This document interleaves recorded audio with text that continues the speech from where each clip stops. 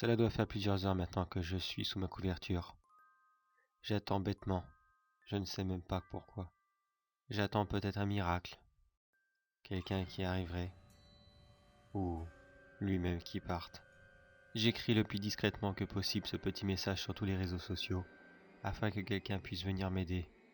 S'il vous plaît. Cela s'est passé il y a quelques heures de cela.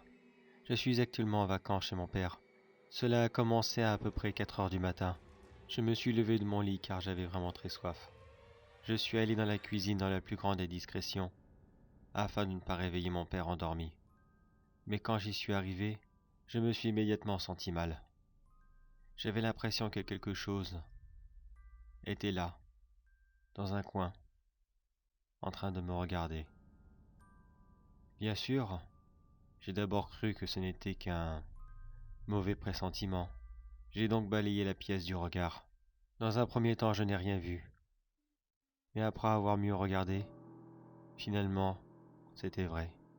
Il était là, une grande forme noire, qui était blottie dans un coin de la pièce, qui ne bougeait absolument pas. Il ne faisait que me regarder. J'étais tétanisé par la peur quand j'ai compris ce qu'il m'arrivait. Il m'a fallu plusieurs secondes pour réussir à prendre du courage et à retourner dans ma chambre. J'avais dans un premier temps l'intention de prendre mon téléphone et d'appeler police secours. Bien sûr, je n'ai pas cru à un monstre ou quoi que ce soit qui puisse être paranormal. Mais le temps que j'arrive à le retrouver dans mon lit, la chose avait commencé à avancer dans ma direction.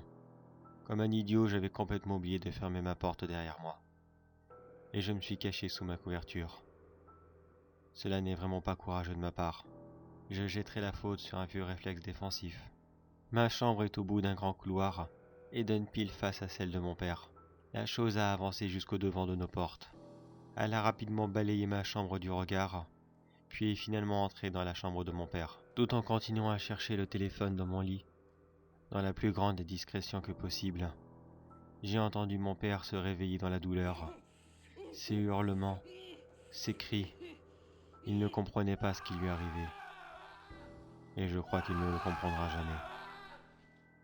Il a fallu plusieurs minutes pour qu'il meure, de la mort la plus longue et la plus atroce qu'il n'aura jamais pu imaginer. Et moi je me suis retrouvé là impuissant, à être témoin de cette scène.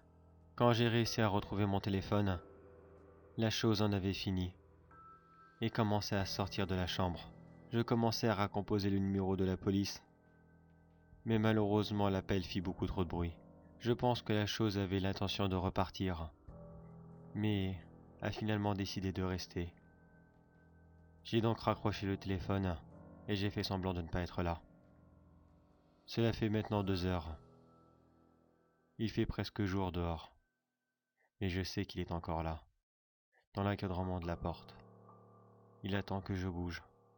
Quelques-uns de mes amis vont bientôt se lever, et j'espère qu'ils tomberont sur ce message. S'il vous plaît les gars, je vous en supplie, venez m'aider. Ce n'est pas une blague. Si vous ne venez pas, ça en sera fini de moi.